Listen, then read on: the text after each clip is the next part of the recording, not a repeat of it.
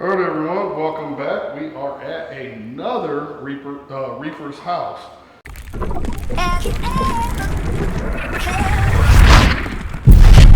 Are you listening? Damn.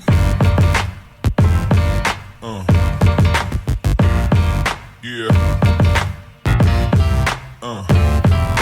So once again, just want you guys to know that sit back, relax, and enjoy this beauty of a tank.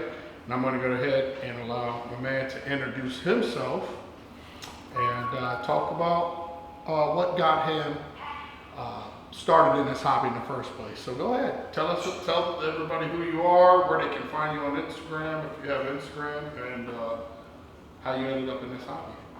Okay, guys. Good afternoon, everybody. My name is Alexander. I live here in Miami, Florida. And the reason I start the saltwater tank like 8-9 years ago, the neighbors had a 54 tank with just 2 clowns and a lot of senior posing. And that amazed me, the way that the senior poles was opening and closing. And I said, I need to have that. Even I have fresh water back in Cuba, where I am. It's way different. So I start with a small 54 corner tank, which I got from Karen at Exotic Aquarium. And then 2 years later, I said, this is not enough. I jumped to a 60 gallon, thinking that would be a lot. We transformed that one on a seahorse tank that was amazing. Over 22 seahorses every 3-4 months, giving birds. My wife couldn't handle it, I couldn't handle it, I have to give it away. And one day was on Karen's, and one of the guys told me, what you need to do is break the wall from the dining to the garage and put the tank. That was enough to get home, break the wall, get on 125 gallon from Karen's one more time, and install it inside the wall. Was with me like 5 years, was doing amazing, until we changed house. We get a new house, and once again, Karen from Exotic Atlanta made this for us. So, as you can see, I love what I do, I love what I have. Nobody else touched this tank except Cuban Reefer, that we built up all this together. All the plumbing, the stand, everything you see here is being with himself, to be honest. So it's been for a year running up, no more than that, probably a year and a month. It's pretty much brand new. I'm battling algae like crazy. I have done a few treatments with fluconazole.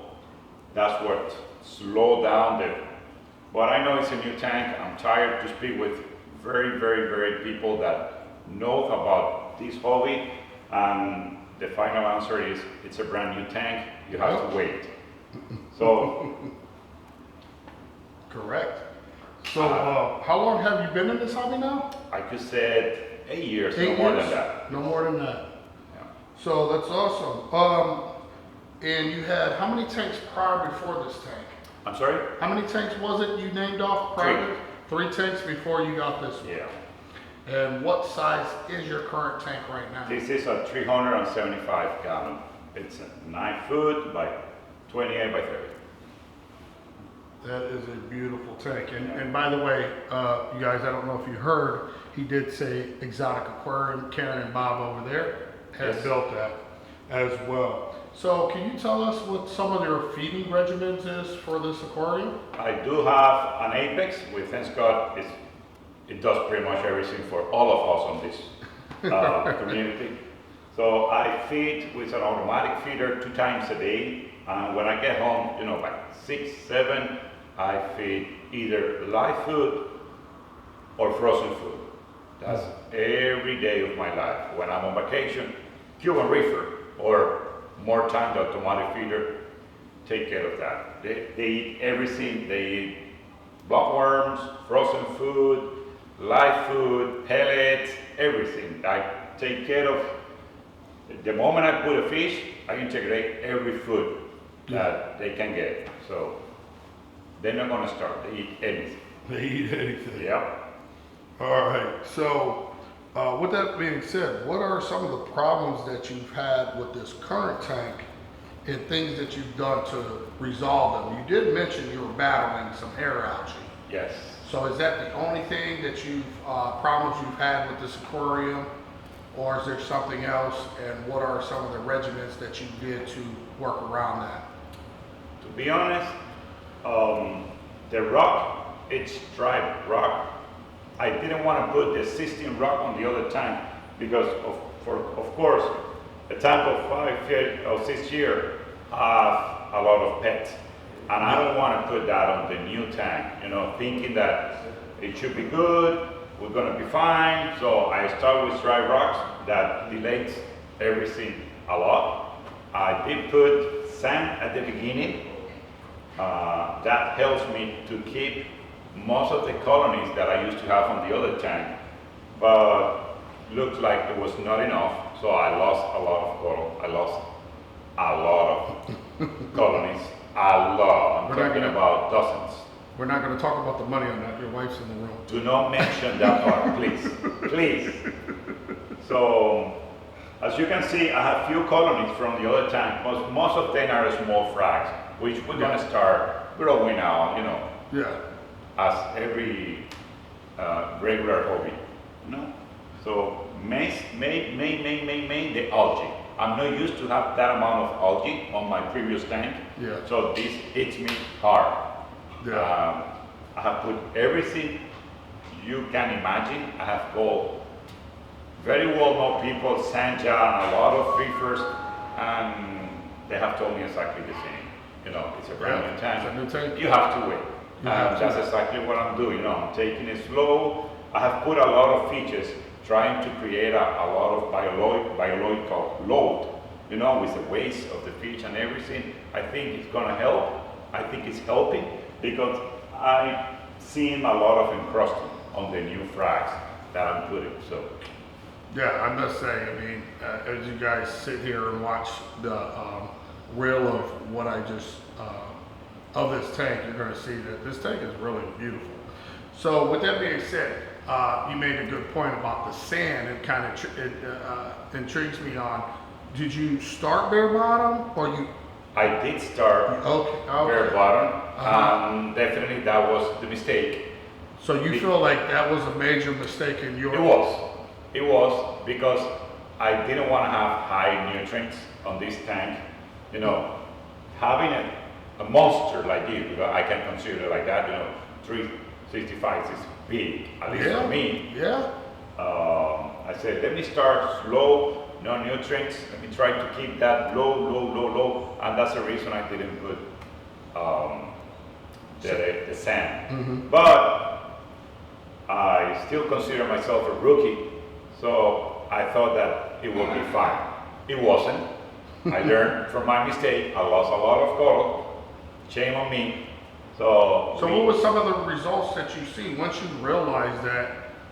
That was the moment that you decided, hey, I need to add sand to this? And if it was, what did you see once you added sand? What I see is that most of the coral that start changing the color and not growing at all, I saw that they start getting the existing color. Even I have corals here that they don't look at all from the previous tank. Mm-hmm. And I hope that in the near month, they go back again to the real corals, you know? Yeah. So how long has it been since now that you've added sand? How long since you? I could say easily 3 months. 3 months? Yeah. Sand's been in 3 months and you've already seen a major improvement of the tank. Yes. So, you know, once again, you know, people are trying to ask me about my new setup when I'm about to put this 180 together, if I'm going to do sandlet or no sand. And, you know, I've always been a big fan of sand. I like the way sand looks.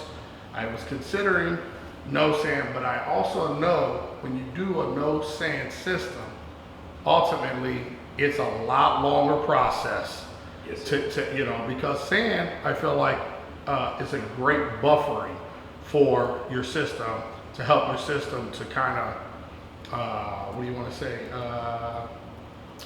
regulate all the parameters, calcium, alkalinity. It's a great buffer. Over time, that sand does break down. That sand has all this stuff in it as well, I feel, and it really helps bring the tank together faster. Can you do it without sand? I do believe you can, but the problem is, unless you're bringing true live rock from the ocean or something, it's going to be a really long wait process with the man-made stuff to fully mature. You know, what might take you a year to fully get into maturity of a tank might take you 2 years or so, or if not longer. You might struggle with parameter issues because of that sand. We've all seen some people run sandless bottoms, but I think the trick is too, if you don't want sand, is to start off with sand and over time slowly siphon that sand little by little away to give it time to balance itself out on its way to maturity. I have that idea on the agenda. Okay. Probably over a year and a half or 2 years from now. Okay. I might do that. Yeah. Because I don't like the dust. The dust, And yes. the dust always goes to the sand. Yep. So I love wrasses. They always nipping on the sand, and that creates a lot of dust. And I really don't like it, to be honest. All right. So let's see. So, what are your plans for the future? Do you plan on, is this your forever tank, or do you plan on going even bigger than this? That's a good point. I'm just looking at the space. Usually, I never play the lotto. But if I won the lotto, yes, it's going to be a new tank. For now, this is a brand new tank. Right. I think It's got plenty potential, it's does. got a lot more to grow into itself. Correct. And all that. I definitely want to come back and visit this tank. Sure. For sure. This is a very beautiful tank. Where do you normally get, you said you've been in this hobby about 8 years.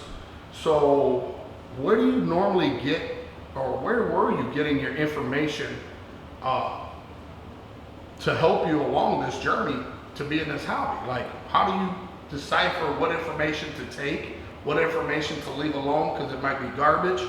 You know, fill us in a little bit. Tell everybody, you know, how do you decide on what to do? it doesn't look, but there's a big community on the saltwater aquariums. Mm-hmm. So the more time you go to any fish store, a local fish store, the more people you know, Mm-hmm. more people, thanks God, pretty much I could say almost 99% of the people that have a tank Mm-hmm. are nice people, good people, people that wants to help, and people that always tell you, this happened to me, I don't recommend you to do it, or you know what, I haven't done it, so I don't know. So you always try to trust in people, but internet is a big help. So the more YouTube that you can see, it will help. I do that too, to be honest.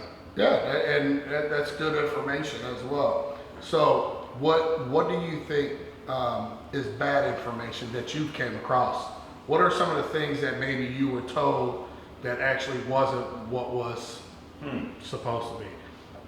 It's a good question, because I know we all normally run into something. Somebody says this and it's really not, you know, maybe quite what they said or whatever. I don't know.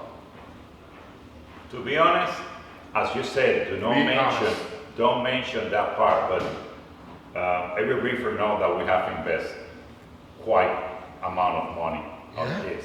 Yeah. It doesn't have to be that big. Just a 54 container to start that with sun, refusion, any LED light, whatever. It's risky to just hear one opinion and do that. I want to hear at least 20 opinions. And if 15 match, I go that road. Right. But if I hear 5 runs, I'm just going to close that door. Right. Yeah, to be honest. So, what equipment do you have on this system, and what made you go with that particular brand or that equipment? So I'm running right now G4 that I used to have on the other tank, and I had two more. I also have Reef Bright as a supplement on the sides. On the bottom, I have an iOS 300 as a skimmer. I do have a Geo as a calcium reactor.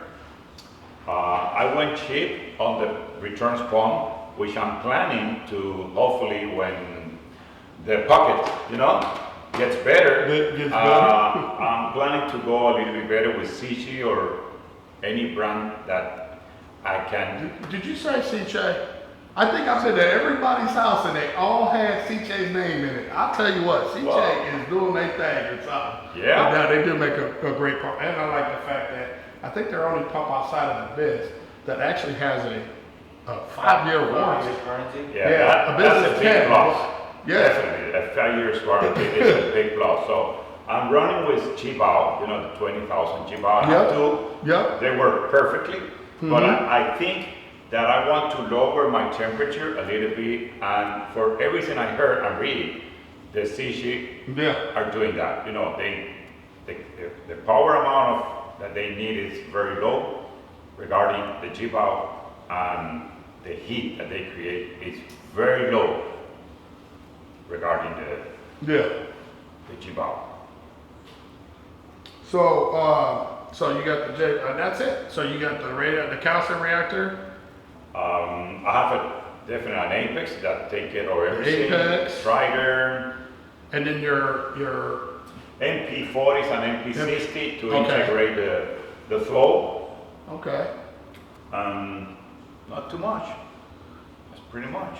That is it. So what else do you think we should what? The sump? What about the sump? He didn't tell us the sump, did he? No. What kind of sump you got? I have a custom-made sump that American Aquarium did for me, Oh. and it's huge. It's big. I will show you for sure. Yeah. And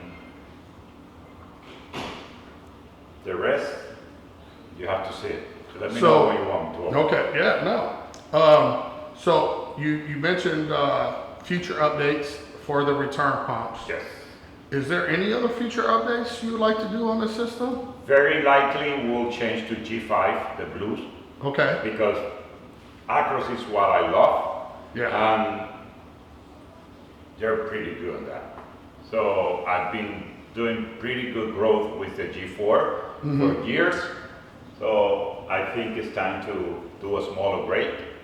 We finished pretty much everything on the house. The tank is up and running. It's doing good, thanks God. So now G5s are coming, hopefully soon. So soon, what do you mean soon? Like in the next year? 30 days? Yeah, 60 days? probably in another month. And then, Yeah. can I get hired? Can I work with you? You're actually looking for a helper. Yeah, I'm not moving to Miami. Trust me. Miami, no. You would have to pick me up every day. I'm not driving down here ever. I can't stand the driving down here. It's crazy. So, all right. So, what do you normally? How do you go about purchasing your equipment and stuff? Like, where do you shop at?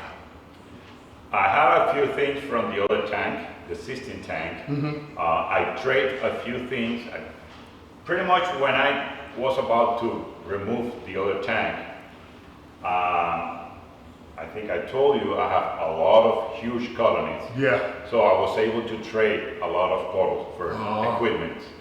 But if not, good friends that always help is know who you are, is who you know. Who you know. And definitely VRS, Saltwater Aquarium. I always try to get the sales for July, stuff like that. Oh yeah. You gotta. This is an any expensive discount that hobby. is available, you have to grab it. You have to grab it. For It doesn't sure. matter. Whoever's got the best deal, you definitely got to go where the best deals are because, Yes. once again, it's a lot of money. It is. So, with that being said, can you give us maybe 5 tips to give to somebody new that's going to come across this video and watch it?